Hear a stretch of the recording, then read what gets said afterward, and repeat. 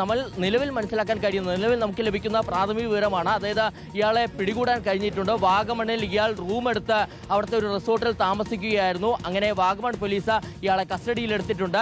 ഇവിടുന്ന് അങ്കമാലി പോലീസ് സംഘം അവിടേക്ക് പോയിട്ടുണ്ട്. വൈകാതെ തന്നെ ഇയാളെ കസ്റ്റഡിയിലെടുക്കുകയും അങ്കമാലി സ്റ്റേഷനിലേക്ക് എത്തിച്ച് വിശദമായ ചോദ്യം ചെയ്യലിലേക്ക് കടക്കുകയും ചെയ്യും. ശരൺ, വൈദ്യപരിശോധന അടക്കം പൂർത്തീകരിക്കേണ്ടതുണ്ട്. ഇത്രയും ദിവസങ്ങളായി വാഹനം ഓടിച്ചപ്പോൾ ഇയാൾ മദ്യപിച്ചിരുന്നോ, മറ്റ് ലഹരി വസ്തുക്കൾ ഉപയോഗിച്ചിരുന്നോ തുടങ്ങിയ കാര്യങ്ങളിലൊക്കെ ഈ കേസിന്റെ പുരോഗതിയിൽ ഏറ്റവും ആവശ്യമായ കാര്യമാണ്. പക്ഷെ അത് പ്രാഥമിക ഘട്ടത്തിൽ നടപ്പിലാക്കേണ്ടതായിരുന്നു. പ്രതി ഒളിച്ചു നടന്നു എന്നുള്ളത് കൊണ്ട് തന്നെ സാധ്യവുമായിട്ടില്ല.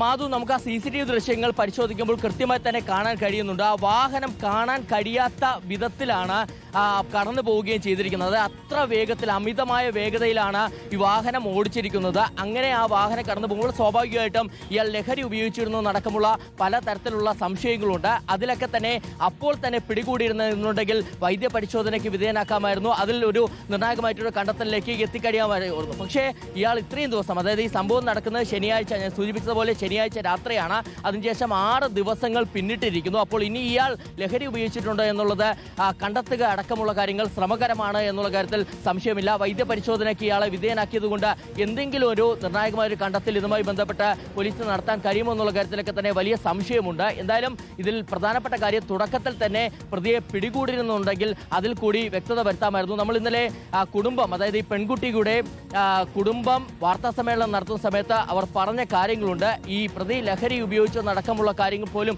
സംശയമുണ്ടെന്നുള്ളതാണ് അവർ ആരോപണമായി ഉന്നയിക്കുകയും ചെയ്തിരുന്നത്. അപ്പോൾ സ്വാഭാവികമായിട്ടും ഇനി ഒരു വൈദ്യ പരിശോധന കൊണ്ട് ഗുണമുണ്ടോ എന്നുള്ള കാര്യത്തിൽ അത് വളരെ പ്രസക്തമായ കാര്യം തന്നെയാണ്. എന്തായാലും 24 മണിക്കൂറിനുള്ളിലെങ്കിലും ആ ടെസ്റ്റ് നടത്തിയില്ലെങ്കിൽ അതിൽ നിന്ന് കൃത്യമായ തെളിവൊന്നും കിട്ടുകയുമില്ല. നമ്മുടെ കോടതികളിലേക്ക് അത് എത്തുമ്പോൾ സ്വാഭാവികമായും അങ്ങ് പ്രതിഭാഗത്തിന് അത് തള്ളിക്കളയാനും കഴിയും. അതൊക്കെ ഉണ്ടായത് ഈ അനാസ്ഥ കൊണ്ടാണ് എന്നുള്ള ആരോപണമാണ് ജാസ്ലയുടെ കുടുംബം ഉന്നയിക്കുന്നത്. പ്രതിയെ ഇത്രയും ദിവസം പിടികൂടാൻ സാധിച്ചില്ല. 6ാമത്തെ ദിവസമാണ് ഇത്രയും വലിയ സംവിധാനങ്ങൾ ഉണ്ടായിട്ട് അങ്കമാലി പോലെ ഒരു ഇടത്തു നിന്ന് ഒരു പ്രതി പോലീസിന്റെ കണ്ണു വെട്ടിച്ചു പോയി 6 ദിവസം വാഗമണിൽ ഒരു റിസോർട്ടിൽ താമസിച്ചു എന്ന് പറയുമ്പോൾ എത്രമേൽ വലിയ അനാസ്ഥയാണെന്നൊരു ഒരു പരാതി സ്വാഭാവികമായും ജസ്ലയുടെ കുടുംബത്തിൽ നിന്നുണ്ടാവുകയും ചെയ്യും. എന്തായാലും പ്രതി പിടിയിലായിരിക്കുന്നു എന്നുള്ളതാണ് ഏറ്റവും ആശ്വാസകരമായ കാര്യം.